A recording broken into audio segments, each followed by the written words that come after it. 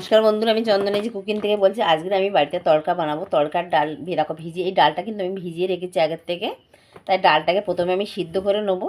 আর সিদ্ধ করে নিয়ে আরও অনেক কিছু উপকরণ লাগবে, সেগুলো আমি দেখাচ্ছি পরে। কিন্তু ডালটা তার আগে আমি একটু সিদ্ধ করে নেবো।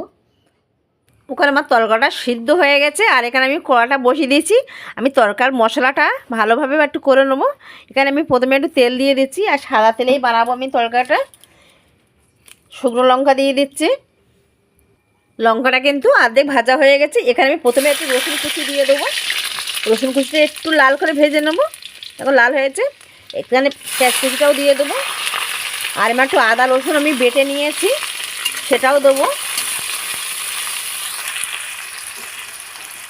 এখানে পেঁয়াজ আর রসুন আমি একটু দেখো লাল করে ভেজে নিয়েছি।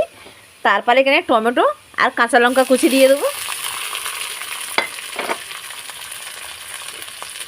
তারপরে এখানে তো আমি আদা রসুন বেটে নিয়েছি, সেটাও দিয়ে দিচ্ছি। দিয়ে একটু ভালো করে নাড়িয়ে নেব। এখানে মশলাটা কিন্তু খুব ভালো করে কষিয়ে নিয়েছি। আর এবার আমি মশলার মধ্যে স্বাদ মতো নুন দিয়ে দেবো, একটু হলুদ দিয়ে দেবো, লঙ্কার গুঁড়ো দিয়ে দেবো। দিয়ে একটু মশলাটা নাড়িয়ে নেব।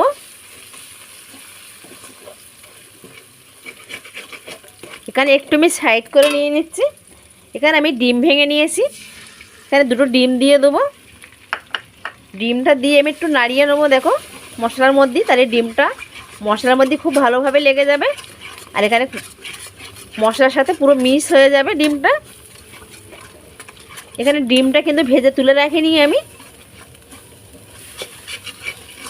আর ডিমের ঝুরি করারও কোনো দরকার নেই, মশলার সাথে এভাবে মিশিয়ে গেলে খুব ভালো হয় এটা। আর এই তরকারিটা রান্না করলেও কিন্তু খুব দারুণ হয়।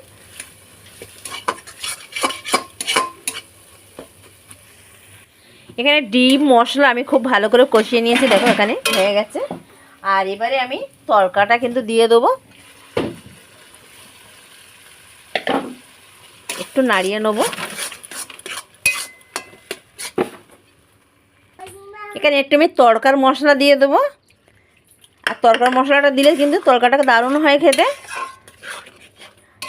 একটু লাউ আর মুখে আমি একটু ধনে পাতা দিয়ে দেবো। এখানে কিন্তু তড়কাটা আমার হয়ে গেছে, এরকমই হবে এটা।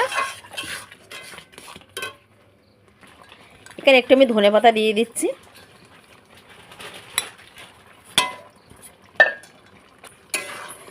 এখানে হয়ে গেছে, আমি গ্যাসটাকে বন্ধ করে দিচ্ছি। আর ঢেলে নিয়ে আমি দেখাচ্ছি, দেখো কত সুন্দর হয়েছে তড়কাটা।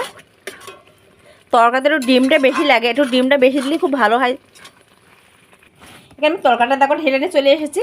আর এখানে দেখো কত সুন্দর হয়েছে। তা আপনাদের যদি ভালো লাগে এটা লাইক করবেন, সাবস্ক্রাইব করবেন, আর পুরো ভিডিওটা দেখার অনুরোধ রইল। নমস্কার।